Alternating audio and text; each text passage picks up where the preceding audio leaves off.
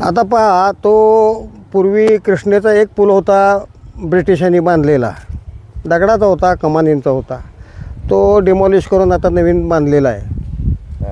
तर त्या ठिकाणी जो मी सांगितलेला आहे तटबंदीचा विषय, तो असाच या ठिकाणहून येऊन अशी तटबंदी आणि वरनं रस्ता तुम्हाला किती रुंद पाहिजे, किती पाहिजे, कशा पद्धतीचा पाहिजे, तो आर्किटेक्चर वगैरे सगळं इंजिनियर ठरवतील.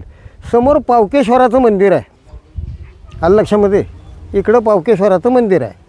त्या रस्त्याला पॅरलल असा कॉजवे काढून आमच्या घाटावर येणारा जो आहे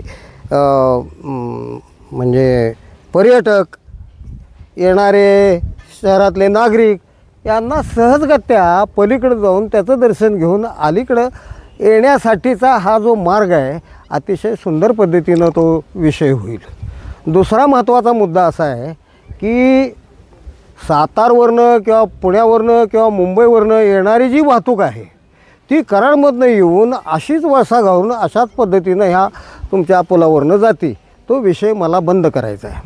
पलीकडच्या बाजूला ब्रिटिशांनी बांधलेलं जे खोडशीचं एक विहीर आहे, छोटं धरण आहे, सायफन पद्धतीनं बांधलेलं आहे, त्या असलेल्या तुमच्या कॅनॉलमध्ये कॉन्क्रीटचं त्या ठिकाणी पाईप मोठ्या घालण्याच्या ऐवजी डक्ट बांधायचे असे तुमचे चौकोनी, त्यातनं पाणी तर गेलं पाहिजे आणि जो संपूर्ण कॅनॉलचा जो भाग आहे तो रस्त्यासाठी उपयोगाला आला पाहिजे आणि थेट रस्ता खोडशीवरनं ते या बाजूला, म्हणजे तुमच्या विजापूरकडं जाणारी, कर्नाटकमध्ये जाणारी सगळी जी वाहतूक आहे ती कराडमध्ये न येता ती अशाच पद्धतीनं ड्रायव्हर्ट झाली पाहिजे.